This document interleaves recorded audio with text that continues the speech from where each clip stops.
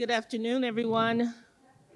Good afternoon. Welcome, welcome. Thank you so much for being here. On behalf of our CEO, Mr. Woody Keon, I want to say welcome. My name is Dr. Anjanita Brown, and I'm the Chief of Staff here. I want you just to imagine for me for a few minutes where you're sitting and where you're standing in the building that you walked into. We're on the banks of the Ohio River, and this center stands for a monument of freedom. It stands for a place that people cross to get their freedom. It stands for a place that, you know what, if I can just get to the other side. This is a place where we invite inclusive freedom. We invite conversation, those critical conversations. We invite convening together to learn from one another. We understand that there are so many things that could be happening in the world today, but we want this to be a place where people can actually come, can learn, can convene, and enjoy one another. We may not all have the same ideas of what should happen, but when you're able to just stop and learn to listen, it makes a big deal. So what I want to say is welcome. Welcome for coming here. Welcome for allowing us to host you. At any given time, if there's anything that we could do for you, anything that we could help you with, if you want a tour, if you just want to stop by and say hello, please feel free to do so. Don't let this just be a one-time stop. Come back, the doors are always open. And I want to say welcome. Thank you so much to Kendall. I have enjoyed working with you tremendously. Thank you. Mr. and Mrs. White, you've raised a wonderful young man. Thank you so much to Mr. Warner, the executive director. And as I said, our doors are always open. Thank you.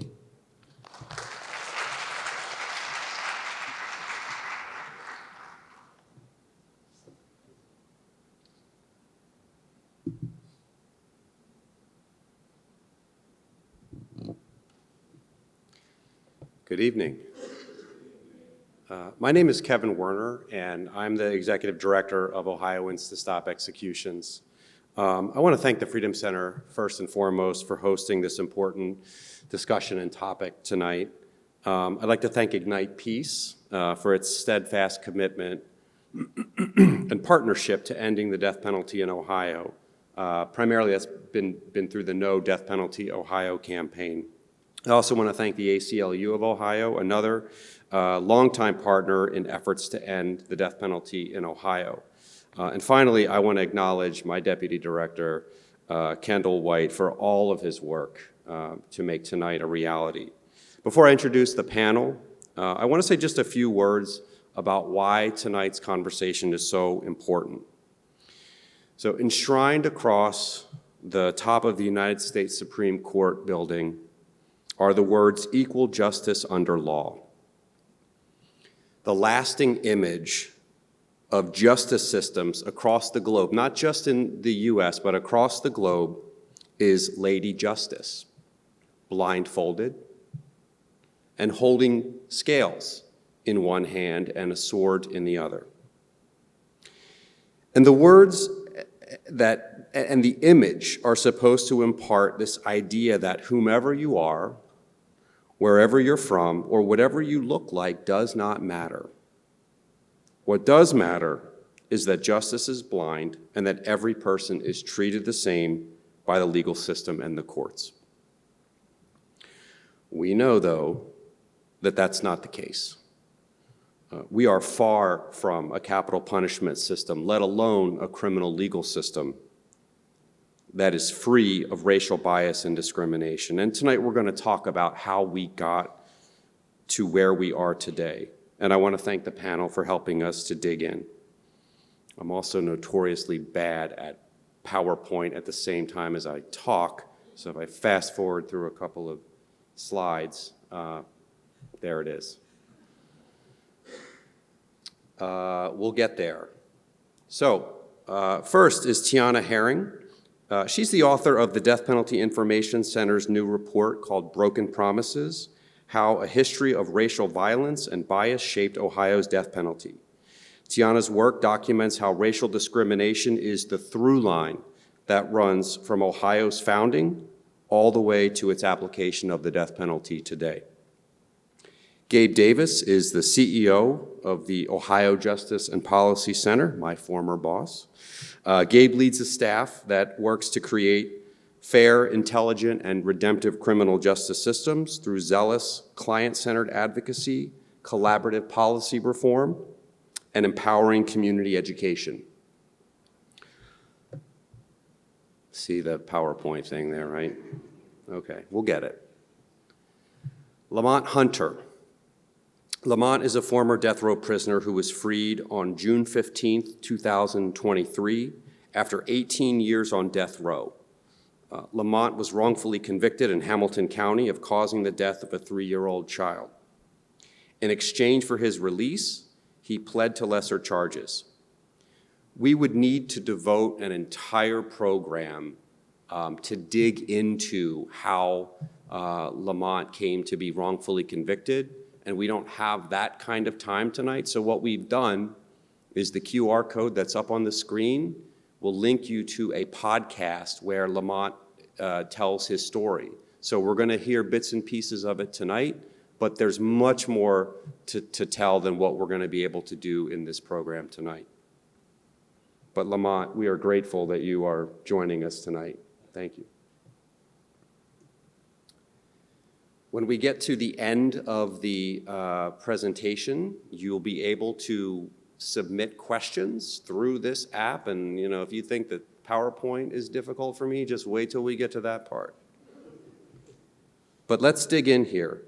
I want to start with Tiana. You know what you're going to talk about, but I'll give the audience a preview.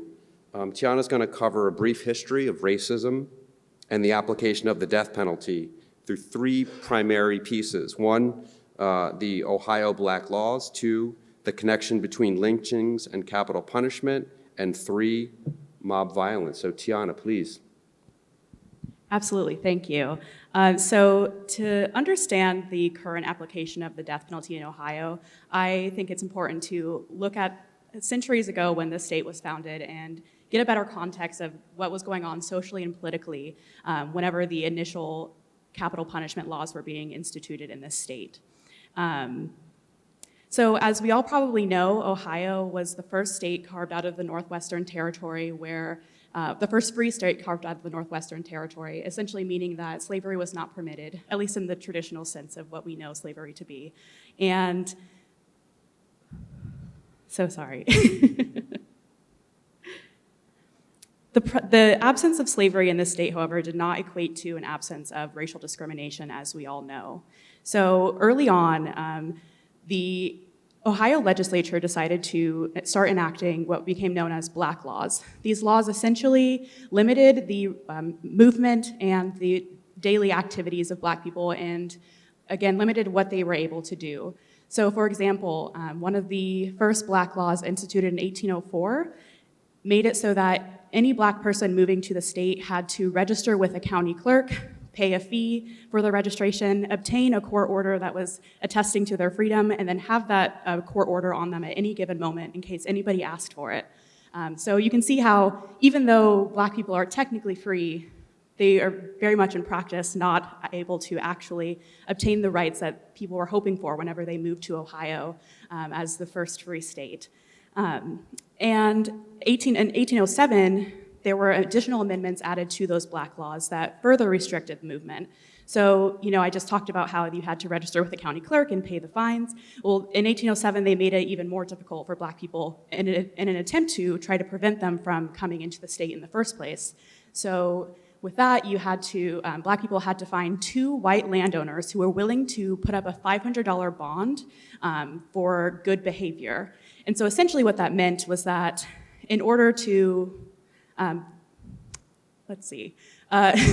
essentially what that meant was that they had to, if for some reason this Black person that they are willing to testify for was to get in any type of legal trouble, they would have to put up that $500 bond and to bail them out, essentially. And $500 may not seem like too much today, but that was equal to $13,000 back in 1807.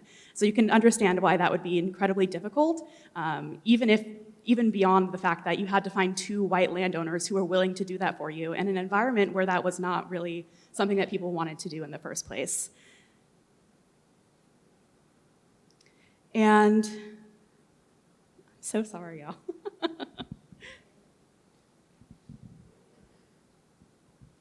Additionally, in 1807, there was another law created called the Negro Evidence Law. And what that law did was essentially state that Black people could not testify in a court proceeding where white people were a party in the legal matter. And in other words, white people were allowed to testify against Black people, but Black people were not afforded that same right. An example of this is with the case of Charles Scott in 1841. So Charles Scott was a free Black man in Cincinnati, and something that happened pretty regularly actually in Cincinnati, because we're so close to Kentucky, which was a slave state, Charles Scott and his brother were actually kidnapped and brought over the river to Covington and arrested falsely as fugitive slaves, like runaway slaves, essentially. And they sat in that jail for 6 weeks until a Cincinnati business owner was willing to testify, a white business owner, of course, might go without saying, but was willing to testify and say that they were actually free. After Mr. Scott returned home, he decided that he wanted to file a legal complaint against his white kidnappers, justifiably so. However, that decision ended up being fatal for him. His kidnappers murdered him this time after taking him. And because the primary witness in this case was his wife, Mr. Scott's wife, who is also a Black person, she could not testify in those legal proceedings because of her race. And again, that goes to show how the impunity that white people had at this time and the effect that had on legal proceedings. One of the main thing to take away from these Black laws is the fact that in reality, this was a way that Ohio decided to codify white supremacy. At its core, the institutionalization of these, like the Negro Evidence Law, or these laws that are trying to prevent Black people from even moving to the state in the first place, they're all just different ways of trying to make it in the legal code that Black people are not allowed in the state of Ohio. In addition to these laws, though, there are, of course, other illegal ways that white people white Ohioans tried to prevent Black people from existing freely in the state. And we see that with lynchings and mob violence. There are many examples of mob violence across the state, including in Cincinnati itself in 1829, I believe. And you can read more about that in the report as well. But yeah, I just wanted to give you a kind of a sense of what's going on here. And I guess talk a little bit more about lynchings really quickly before we move on. There is a really strong connection between lynchings and the use of capital punishment. I'll talk about this a little bit later, but you can still see, even today, people are still connecting lynchings with capital punishment and kind of seeing them as one and the same. Even though they are technically 2 different processes, they still result in the same ending, which is a lethal form of punishment. And it's really hard to try to separate those 2 practices from the current use of the death penalty today.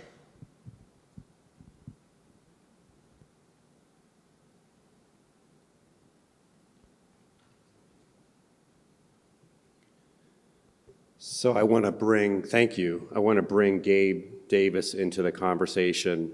And Gabe, can you talk to us a little bit about how does the legacy of racism show up in the present day and in Cincinnati specifically? Absolutely. Thank you, Kevin. And thanks to all you for being here.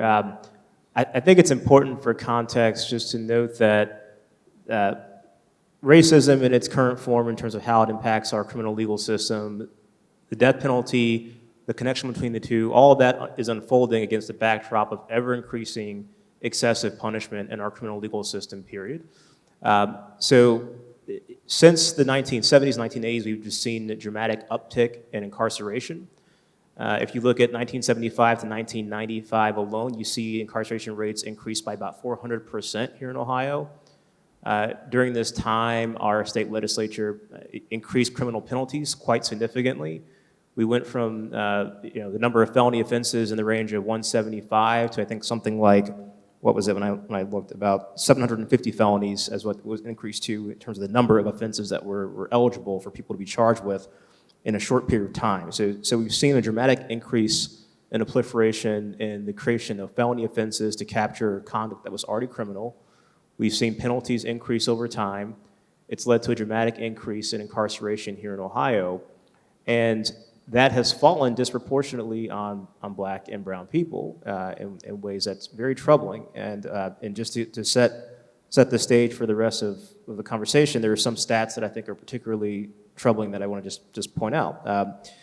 And I should say that this affects every facet of our system, from arrests through punishment and through post-release supervision. So we know, for instance, when it comes to arrest and enforcement, that the drug arrest crime rate for black Ohioans was 2.4 times higher than that for white Ohioans in 2020. And these stats are coming from the Health Policy Institute of Ohio. So we see 2.4 times higher drug arrest crime rates for black Ohioans compared to white Ohioans. People of color are 2 times more likely to be stopped for traffic violations and searched after being stopped for those violations here in Ohio.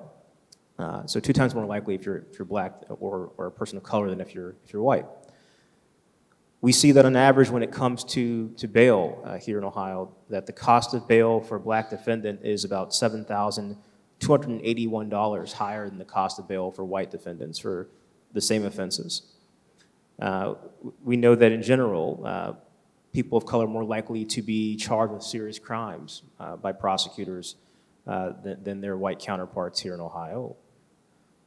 We also know that when it comes to how incarceration works, how sentencing works, black people are about 5 times more likely than white people are to be incarcerated here in Ohio. So 5 times more likely, that's staggering.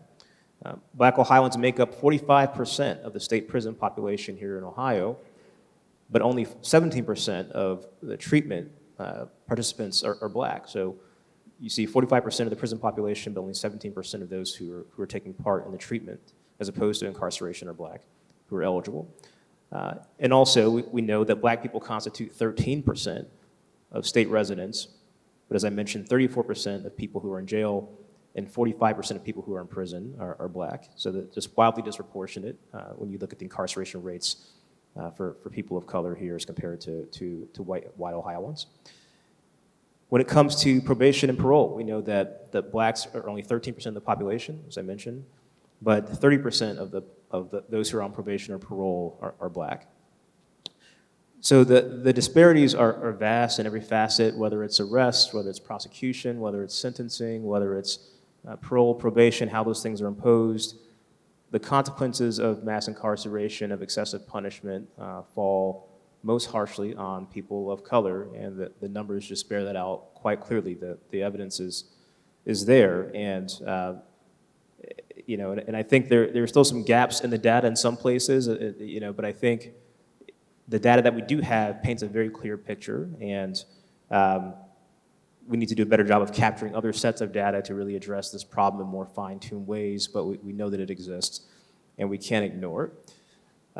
So I think the key question really is the imposition and application of the death penalty immune from these other currents of racism that I've described, and discrimination? And I think the answer to that is no, quite clearly, and I'll leave it to my colleague to address that. Absolutely. So one of the most persistent forms of racial bias that we see in the death penalty today has to do with the race of victim effect. So what is that? It's essentially something to describe what happens when a case involves a white victim.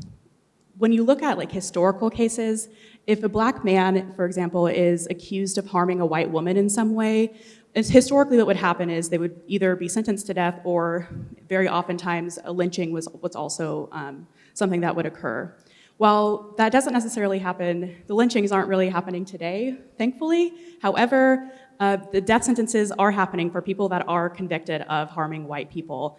And that disparity, or that happens across the board regardless of the race of a defendant. So that's something that also impacts white defendants, black defendants, Hispanic, across the board. What we see is that studies continue to show that the race of the victim continues to be one of the most important predictors of whether or not someone is going to be sentenced to death. I want to make sure I get my stats right on that, on this, but in Ohio specifically, one analysis found that a case involving a white female victim was more than 6 times likely to result in an execution than a homicide involving a black male victim. And when we brought in the scope to look at all death sentences, what we find is that 75% of death sentences in this state involved at least one white victim. And to put that into perspective, we found that 66% of murder victims are black. So we have 66% of murder victims being black, but when you look at death row and the people that are sentenced to death, they are overwhelmingly for cases involving a white victim. And that just demonstrates, most profoundly demonstrates the through line between the historical application of death penalty and lynching and the current use of the death penalty today. Just the fact that that continues to be the case where if you are accused of harming a white person or a white woman more specifically, you're just more likely to receive a death sentence in the end. And I think that really begs the question, why is there such a big disparity in the in the demographics of the murder victims and the demographics of the victims for which people are sentenced to death? And one of the hypotheses about this has to do with prosecutorial charging decisions. In Hamilton County, a study found that prosecutors were 4.54 times more likely to charge a case capitally when there was at least one white victim compared to similarly situated cases with black victims. And the authors of the study essentially concluded that throughout multiple stages of the prosecution process, the prosecutorial charging decisions were most likely to be responsible for that disparity. It wasn't like, essentially all of the cases were very similar, the ones that they studied, and in the end, it still just came down to which cases prosecutors decided to charge capitally. We also see that even though some of us might think that we've progressed so far in terms of how progressive we are in thinking about race, that isn't the case across the board. There are so many examples that I found in my research of capital defendants being tried by jurors that were openly admitting to thinking that some races were more violent than others, and sometimes they would specify that blacks were the ones that were more violent than other races. Had so many more examples of that. But some jurors admitted to not feeling comfortable around black people and were still permitted to sit because the courts decided that the prosecutors remedied them and essentially curing their racial biases within the moment.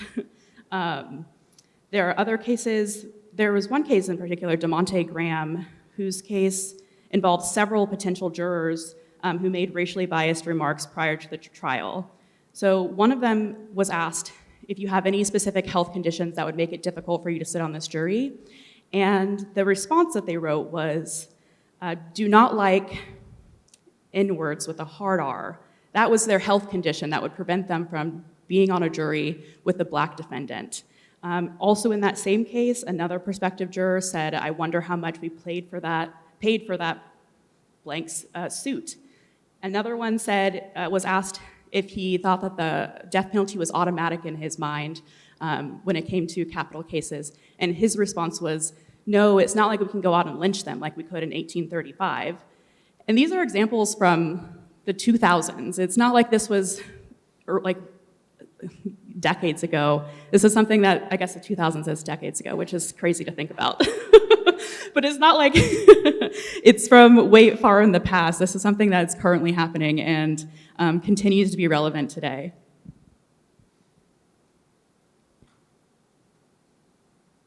I want to pose a question to Gabe. And really, can you talk to us a little bit about what you think these examples, the data, the policies, what does this do what's the relationship between the black community and police officers. Can you give us a glimpse into what all of this has turned into? Yeah, I think there is a through line between police community relations, and I think there's some local examples here in Cincinnati, and the death penalty and some of these disparities that we're talking about. And I think it has to really do with, in many cases, with policing with the use of force and how black people and black bodies are viewed and treated. And I think, we saw quite clearly in 2020 with the murder of George Floyd and Breonna Taylor and others that there's a real problem here when it comes to the honoring of black life by law enforcement. I think that does connect to how black lives are treated by the system writ large. Here in Cincinnati, there's a long history of this. We know that in 2001, we had a series of incidents that culminated in some unrest here and over the Rhine because of the shooting, ultimately, of an unarmed black man named Timothy Thomas, and that's sort of the tip of the iceberg.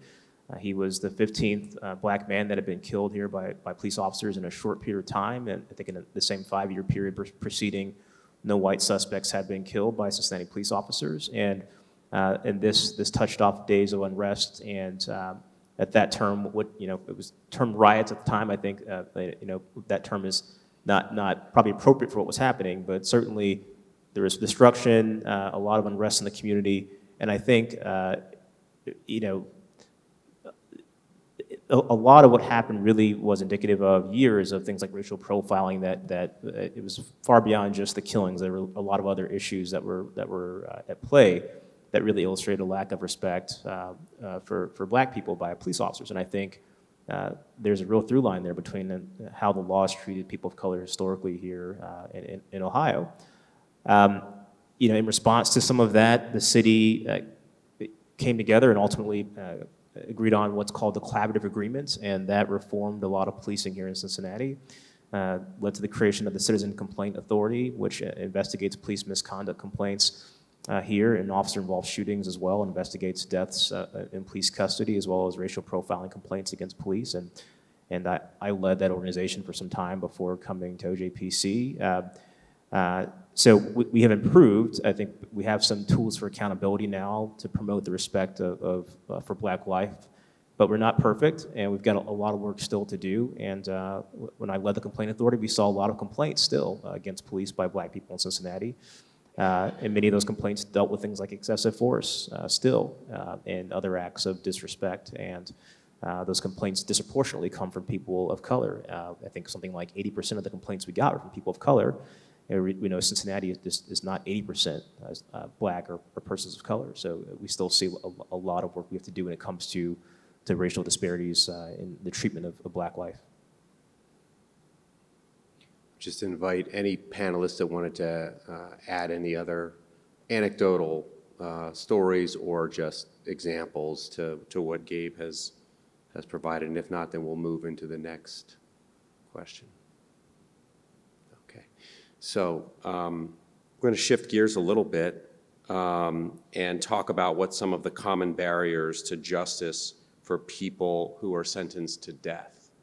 And Lamont, this is a perfect opportunity for you to share a little bit about your story.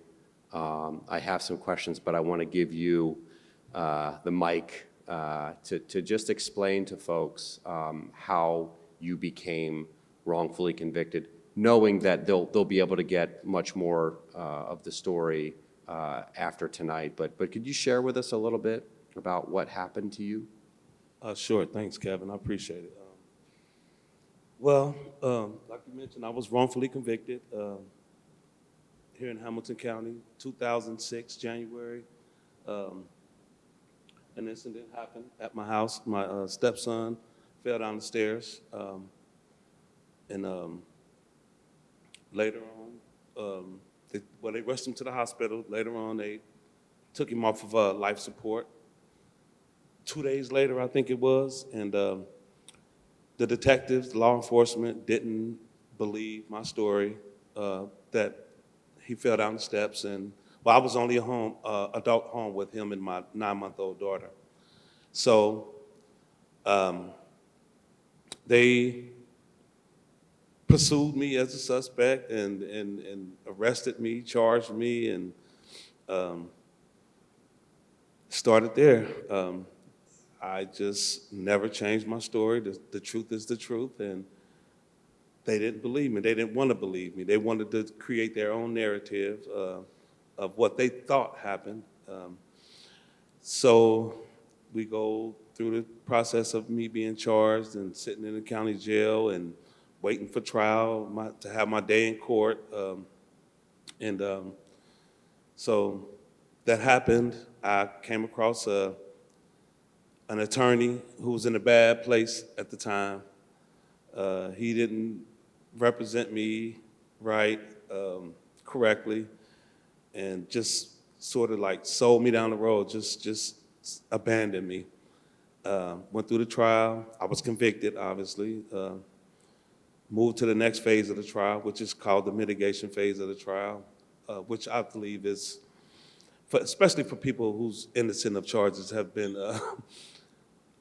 wrongfully accused and convicted. But anyway, went through that. Then they didn't believe there was any mitigating factors because in my eyes, in my mind, how could you mitigate innocence? You know, if you didn't do it, well, how could you mitigate, innocence? So went through that process. They sentenced me to death. Started the appeal process. The appeal process is kind of complicated, especially early on. You get like two tiers, two separate appeals.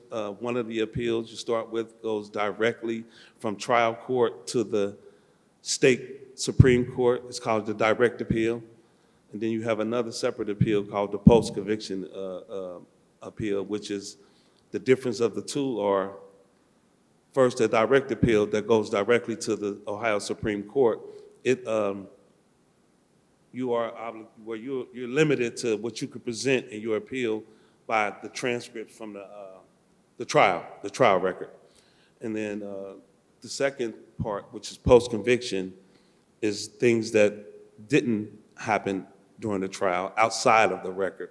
And that goes to the first district court, or the district court, whichever locale you're in, and then on to the Supreme Court. So went through that process, and each step of the way, I was being denied. And it was it was frustrating, to say the least. It was torturous, actually. And so we get through that. I'm sitting on death row, maybe, how many years from that? From 07 to maybe almost 8 years, going through the state appeals. And then once your appeals are denied, through the process of post-conviction and direct, then you move on to federal court. Once you cross the threshold into federal court, that's when you consolidate those two appeals in what's called habeas corpus. And I had been so frustrated and not angry. I wasn't angry. I wasn't bitter. I was just hyper-focused on trying to get my day in court and be heard. It's like nobody's hearing what I'm saying. And at every step along the way, it's like people want you to, say something different. And I just couldn't say nothing different but the truth. So we move into federal court.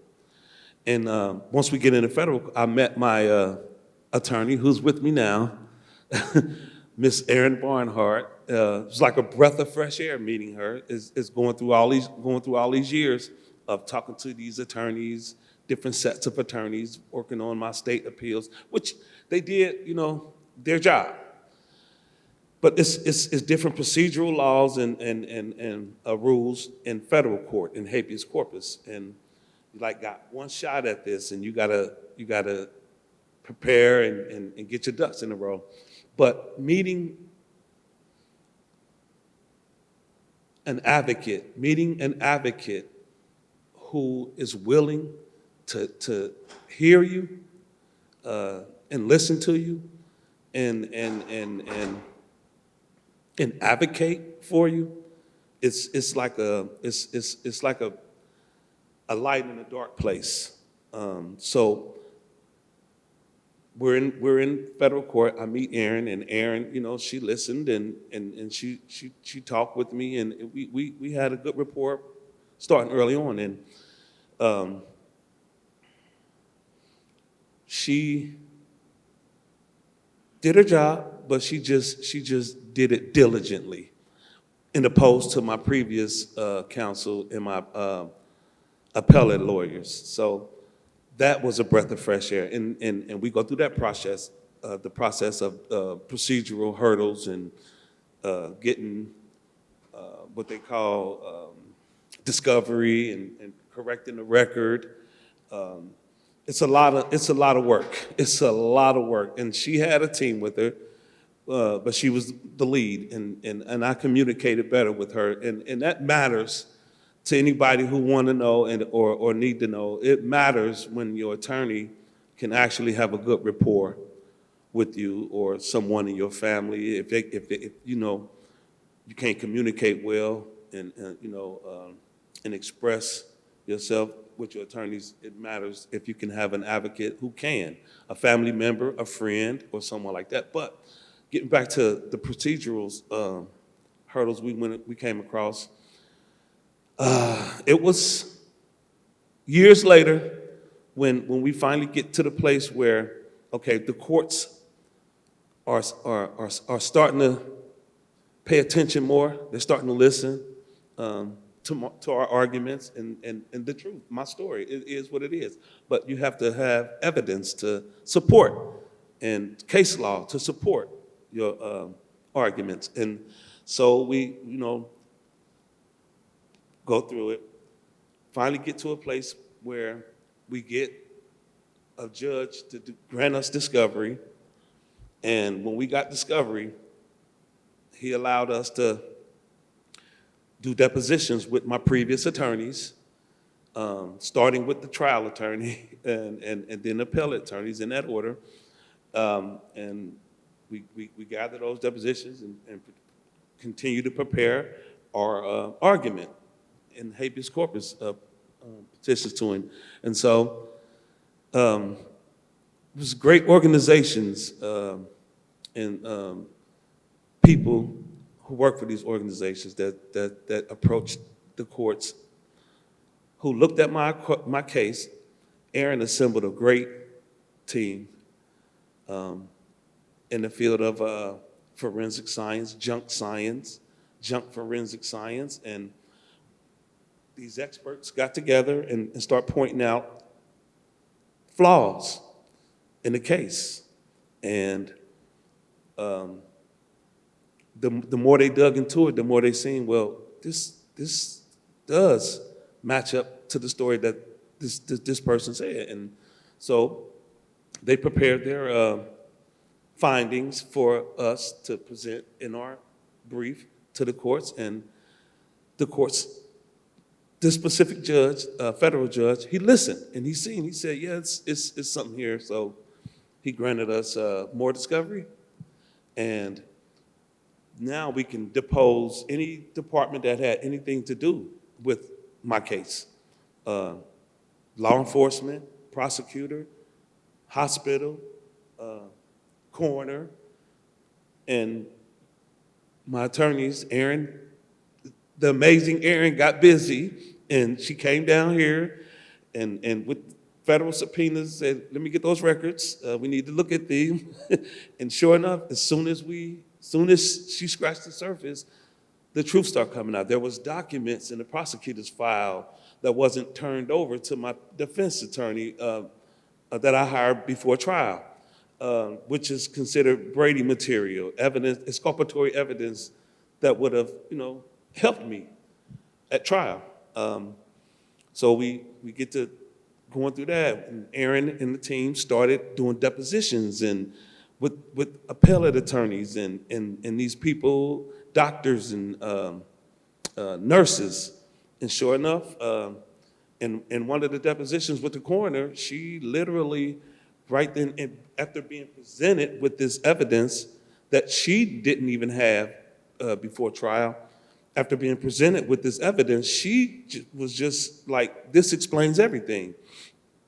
Had I had this evidence, this information pre-trial, I would have, this would not have been ruled a homicide. Or rape or child endangerment. So that was like, after hearing that, a coroner actually changing her position and ruling that this is not a undetermined, it's not a homicide, was like, it was like, I can't explain it. After being in this dark place for so long and presenting your case, your argument as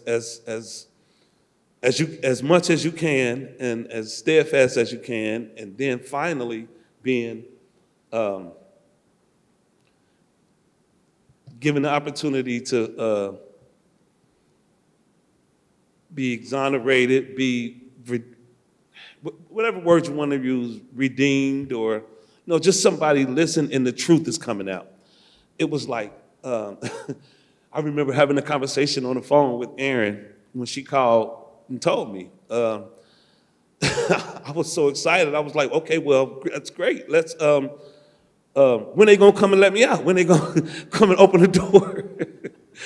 So she was like, wait, well, Lamont, we talked about this. There's procedural hurdles that we have to cross and meet. So it was a process. We have to go ask the federal judge, can we, file for a motion for a new trial and go through all of that. And I'm just sitting there like, okay, well, when is that? And let's get this going. And so it was, but for the most part, man, to get to your direct question, man, it was traumatic going through that. Torturous. Those two words come to mind sitting there, and not just for me. Not just for me, it was for my children, for my family, my parents. I lost my father in 2018. He wasn't able to see me come through that. The trauma of it is still with us, me and my family, my children. We're going to be dealing with it for the rest of our lives because this happened. And so, yeah, I could talk for a while. Hopefully that answered your question. There's a little bit of context that I want to bring into this because I think it's important. And one is that, so you go from federal court back to state court, right? A new trial. And then you're faced with this impossible question of, if you're going to face a new trial, Sure. then it starts all over. So bail. Well, Sure. what happens when you can't make the bail, right? Right. So what's your choice? So I'm faced with the prosecutors agreeing.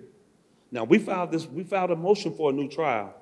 The prosecutor joined our motion. They didn't contest our motion. They joined our motion after the judge granted us to file the motion. So they said, well, look, we're not going to challenge you guys on a new motion for a new trial. We're going to join it. But we want to offer Mr. Hunter a plea, into negotiations for a plea agreement with us. And I'm like, I got options here. I want the judge to weigh in and see if he can grant the new. So he granted the new trial motion. And I've come back to state court. We're sitting in the county jail in this horrible conditions in the county jail now. Horrendous. So one option is there is for me to weigh is, do I go wait for a bond hearing? Because I'm entitled to a bond hearing now at this point. And so I chose to tell the prosecutor, I don't want to enter plea negotiations yet. I want to wait and see if I can get out on bond, because what you're doing is you're weaponizing my freedom against me. You're holding my freedom as leverage against me to make this decision to enter this plea agreement with you to save face so that you can save face. So I chose to wait for the judge to determine whether he was going to grant me a bond or not. And he did. We won that hearing as well. But unfortunately, he set the bond too high, and we couldn't make the bond. And now I got to make a choice. I'm faced with a choice now. Because a big part of this, going through this journey with me, was clearing my name. And having the courts acknowledge it, mainly the prosecutor's office to acknowledge it, because they were the one who was overzealous in prosecuting me. They didn't believe my story from the beginning. So I wanted the record to be clear that I'm not a child murderer. I'm not a child rapist. I'm not what they depict me as in their language of choice. So I had a conversation with Erin, the amazing Erin. She was, like, okay, Lamont, we won. You got your, let's get out of here. I'm like, okay, but there was opportunity for me to sit in jail while the prosecutor who was hell-bent on retrying me as a death penalty case, again, after all of this new evidence came up, he was still hell-bent on prosecuting me capitally. So I got a decision to make. I had a conversation with my family, and the fact that I would have to sit in county jail again, continually to sit in the county jail for potentially 18 months to 2 years for a new trial, take my family through more of this. And the conversation that stood out to me the most that I had with my family was with my son, my junior, Lamont Hunter Jr. And he just, he's Pops, this ain't never been about no money, because they wanted to keep me from being able to sue them, for compensation. So that's why they was hell-bent on retrying me and if I get found guilty of any lesser offense, child endangering or anything, that's opportunity for compensation is out the window anyway, if I'm convicted in a new trial of any lesser offense. So, that was the main reason why I chose to enter take the plea. But the conversation with my son stood out. He was like, Daddy, this was never about no money. This was always about, bringing you home, getting you home, back to us, and he was right, but still, I felt like, okay, where do we move? We of course we move on, but where do we go from here now? You guys, they've taken 18 years of my life. I lost everything. My children are adults now, and their parents. I have all these grandchildren now. And so I took the plea and got my life back and tried to piece back as much as I could in a timely manner. And it's been a joy to reconnect with my family. I met an amazing woman who has been my rock, and I'll deal with all of my anxiety, my post-traumatic stress disorder that I have after experiencing that, going through that journey. And it's been amazing being back to my freedom, my life, but it's a lot of struggles as well. It's been difficult. I came home, I was focused. I hit the ground running. I got a driver's license. I did everything. The birth certificate, the ID, and all of that. Got a job, paying pretty good money for Tyson Foods. Got an apartment. All of this was relatively within 3 months of me getting out and working for about almost 2 months at Tyson Foods, and my knee gave out on me, and I couldn't work no more. And that was a struggle. Now I got these bills to survive, and it's some great organizations out there that help people who's coming back into society, who's served long sentences. But we need more. We need more. One thing I want to make sure everyone is aware of before we get into our final bit of discussion is, as a result of taking a plea deal, which understandably, yeah, right, everybody understands why Lamont made that difficult decision, but what it also means is that there is a conviction still, pleading to a lesser charge, and so what that means, as Lamont has explained, is he's not eligible for compensation. On your way out tonight, there's a table that has information on it, and one of the pieces of information is a card. There's a QR code.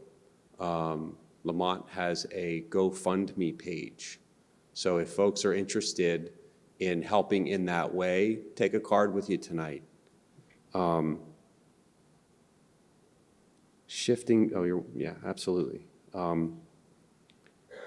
Shifting to the final part of this discussion tonight is, so what do we do about this, right? We have this system that we've talked about. Lamont has lived through this. I want to turn to Tiana and ask you, give us some closing thoughts about where we could go from here. There are so many things that could be done to change the death penalty in Ohio. There was a task force that was actually convened in 2011 that studied the death penalty in the state, and in 2014 they released a report going over everything that they found and recommendations for how to improve the death penalty system, if you can improve the death penalty system, I don't know. But essentially, they gave 56 recommendations of what the state can do to change their system, and a handful of them have been adopted, but none of the ones that are specifically targeting racial discrimination have been adopted thus far. And so I think that would be the best place to start, is look at this task force comprised so many different people who know know what they're talking about. They know the death penalty. They know exactly what they're talking about, and I feel like the state should actually listen to them and implement some of those changes that were recommended if the state is actually interested in instituting an equitable and fair death penalty system. Gabe, could you talk a little bit about some of the decarceration work that OJPC is engaged in? It's a good way to put a point on this. Yes, absolutely. I think a lot of what we need to do is really change the culture for how we view people who are caught up in our criminal legal system. And our motto at OJPC is we don't write people off. And I think that's very important, that is how we operate, from arrest through sentencing. How we live that out is we have a Beyond Guilt project, which helps people who have been overpunished, oversentenced, to fight for their freedom. And we identify things like the Brady violations that Lamont talked about in many cases, and try to use those arguments to get people released if we can point to procedural problems with their convictions. We also just help people just do garden variety advocacy that centers their rehabilitation, that helps them tell their story to the parole board for how they have changed, the programming that they've taken, their lengthy terms of incarceration. We try to point to all these things as reasons why people deserve a second chance or that second look, the opportunity to come home. And so we do that hard work of fighting for people's freedom and trying to create a more redemptive system and trying to change the culture surrounding punishment and incarceration. It's a critical part of what we do. We also fight to abolish the death penalty with our policy work. And I think that is long overdue. So we've gotten to the point in the evening when that audio visual stuff would be super helpful, right? We're to the point where, first of all, I want to thank the panelists for being part of our evening tonight. So thank you.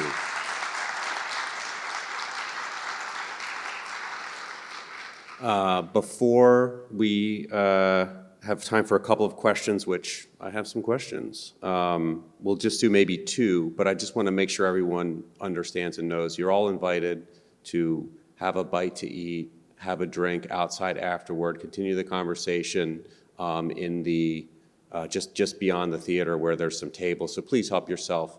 But a couple of questions have come in. No screening whatsoever.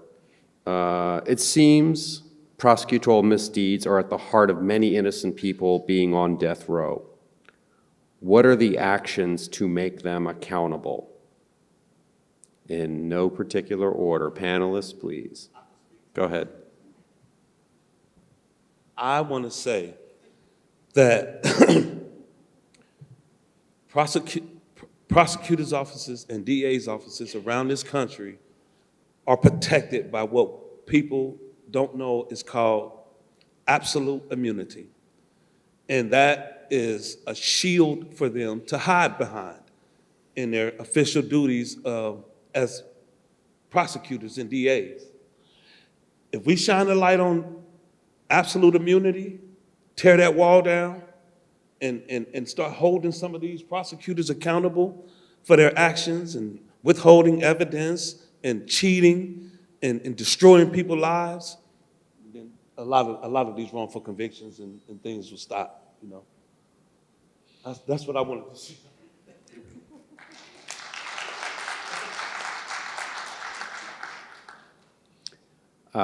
Do we have time for one more? One more? This is really, I guess, a question for anyone.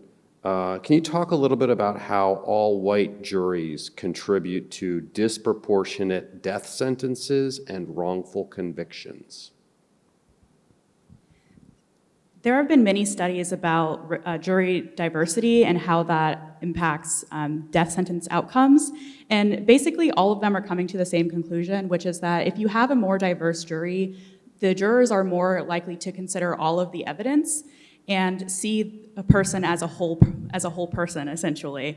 And so having an all-white jury just already puts people at a disadvantage, regardless of race, but especially when it's a Black defendant, because there's a separation where, you know, it's like us versus them. If you can't see yourself in the defendant, then are you really taking into account their entire story?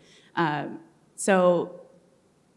I just also want to say, as like a history person, the jury diversity, or the lack thereof, is deeply rooted in history. I was talking about those Black laws. There were 2 separate Black laws instituted that specifically talked about jury service and specifically barred Black people from participating on juries. And again, studies continue to show that the historical legacy of these racial discrimination on juries from like the 1800s continues to inform why we continue to see all-white juries today.